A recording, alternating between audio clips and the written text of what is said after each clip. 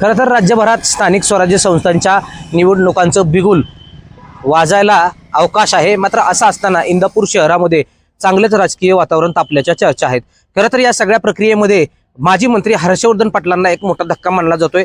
हर्षवर्धन पाटलांचे 3 महत्त्वाचे शिलेदार हे आता कृषी मंत्री दत्तात्रय भरणे यांच्या ताब्यात जाणार आहेत। खरं तर यामध्ये प्रामुख्याने माजी नगराध्यक्ष अशोक इसगुडे, हर्षवर्धन मोटार वाहतूक संघाचे माजी अध्यक्ष रघुनाथ राऊत तसेच माजी नगरसेवक गोरख शिंदे यांचा समावेश आहे।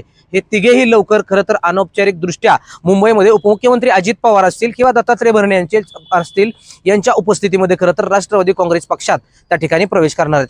या सगळ्या प्रक्रियेमुळे खरं तर दत्तात्रय भरणे यांनी हर्षवर्धन पाटलांना हा एक राजकीय धक्का दिल्याची चर्चा राजकीय वर्तुळात जोरदार रंगली। खरं तर येणाऱ्या काही दिवसात स्थानिक स्वराज्य संस्था तोंडावर आल्या आहेत। असं असताना या 3 हर्षवर्धन पाटलांच्या हुकमाच्या ऐक्यांनी जर दत्तात्रय भरणे यांच्या समवेत जाण्याचा निर्णय घेतला असला तर येणाऱ्या स्थानिक स्वराज्य संस्थेच्या निवडणुकीमध्ये हर्षवर्धन पाटलांना हा मोठा धक्का मानला जातोय। खरं तर ह्या स्थानिक स्वराज्य संस्थेच्या निवडणुकांमध्ये हर्षवर्धन पाटलांची जी ताकद होती प्रचंड मोठी होती। मात्र या सगळ्या 3 महत्त्वाच्या शिलेदारांमुळे खरं तर हर्षवर्धन पाटील हे बॅकफुटवर गेल्याची चर्चा इंदापूर शहरात आहेत।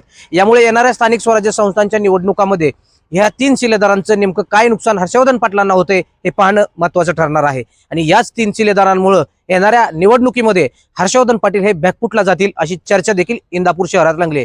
यामुळे या निमित्तानं कृषी मंत्री भरणे यांनी पुन्हा एकदा हर्षवर्धन पाटील यांना धोबीपछाड दिल्याची चर्चा देखील आता इंदापूर शहरात आहे।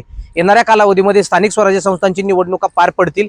यामध्ये हे 3 शिलेदार जे भरणे यांनी आपल्या ताब्यात घेतले या 3 शिलेदारांमुळे हर्षवर्धन पाटलांना नेमका काय धक्का बसतोय हे पाहणं महत्त्वाचं ठरणार आहे। तुर्तास इथेच थांबू। धन्यवाद।